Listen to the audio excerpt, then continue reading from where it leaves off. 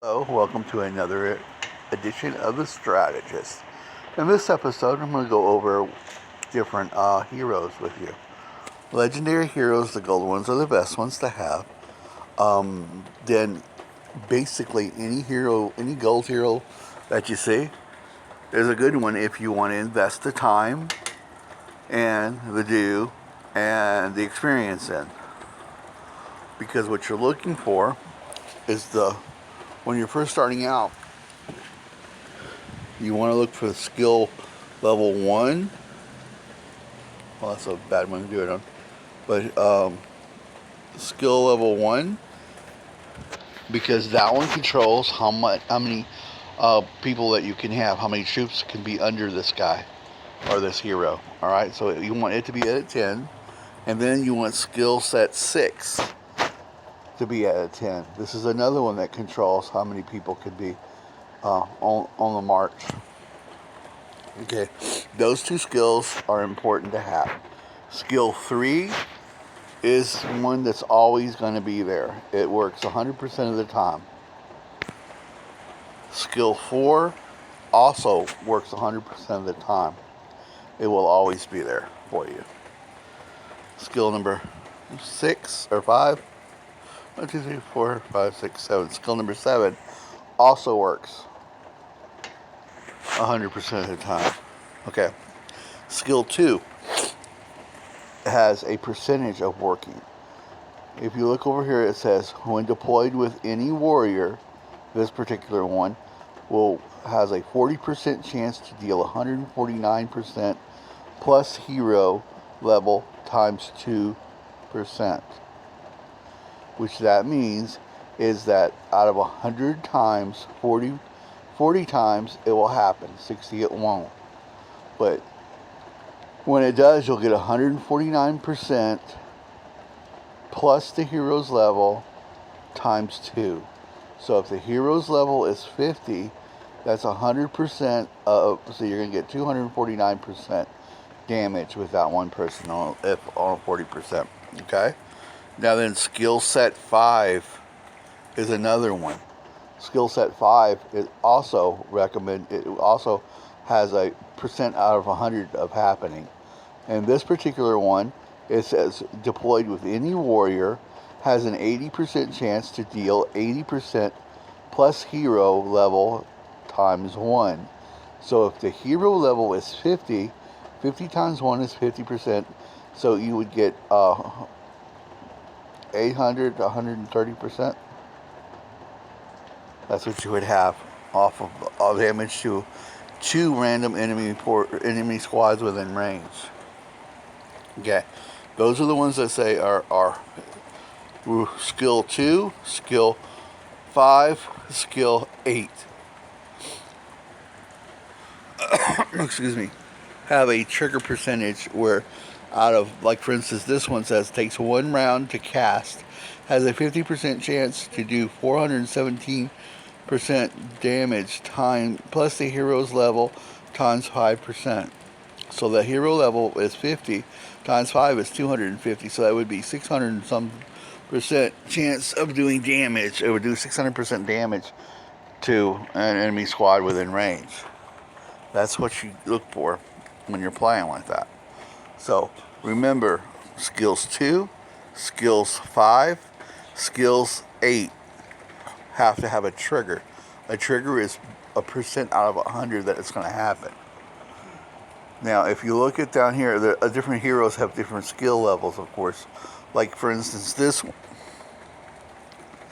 Its skill set 2 has a 45% chance of doing 255% damage plus the hero level times 50. Times 5, I'm sorry. So my hero level is 50, so that's 250.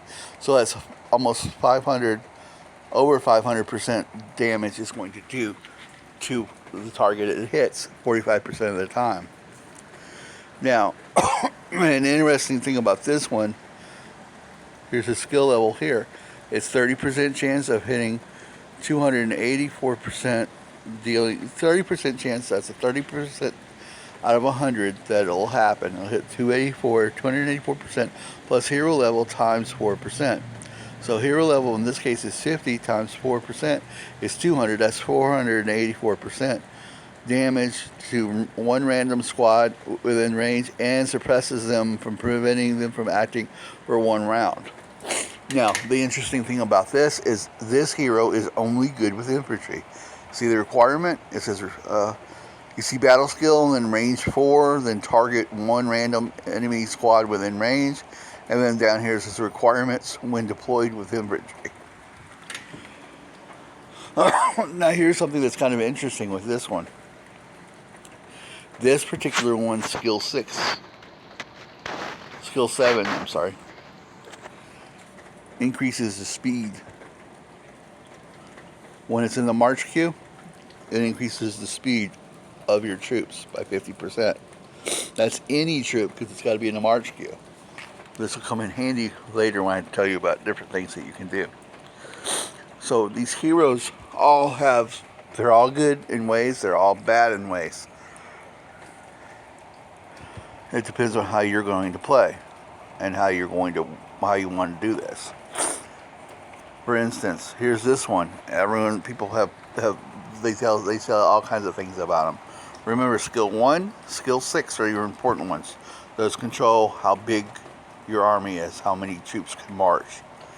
Skill 2 shows that it has a 50% chance to deal 277% damage plus hero level times 2.5. So in this case, if it's 50%, it would deal over 25% damage. So that's like almost 400% damage 50% of the time. Now remember, skills 3 and 4 are always going to be there. Skill 5 on this one,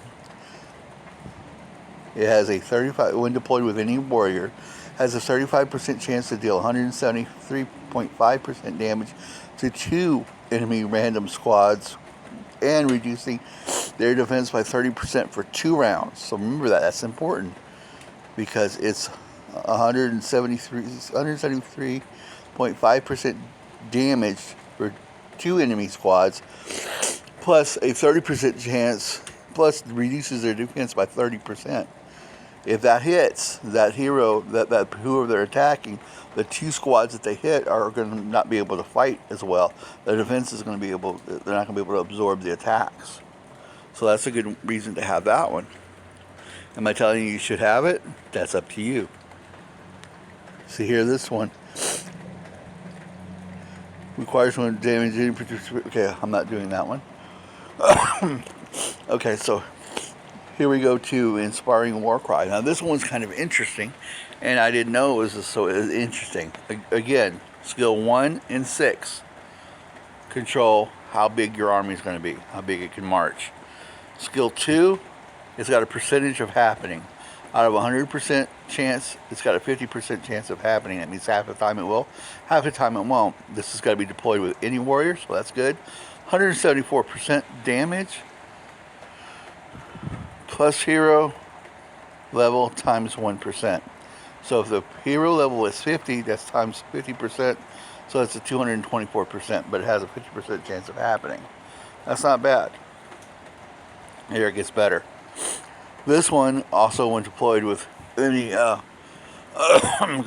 any warrior, takes 1 round to cast, has a 50% chance to deal 204% damage plus hero level times 3. So that's 100. That's, in this case, the hero is a 50, so it's 150%. 150 added to 304 is what? 204 is 354% damage to 2 enemy squads within range. So 2 enemy squads gets hit by this one. That's important. So what I'm telling you is take a look at what you're doing, what heroes you're doing, and what you're using them for, and what you want to use them for. Like this one. This one has great level, but when you look at it, it's only good if he has cavalry. If you run this guy with somebody besides cavalry, it's not going to do anything. You're not going to get any extra help from it. So you're going to have heroes that are for everybody, for any type of troop. Then you're going to have specialized heroes. So If you're using a specialized hero, make sure you're using the troops that it's knows that it gets the support from, that it's actually able to support. So that's important. You have to figure out for yourself which one is the best one for you, which one's the least one for you.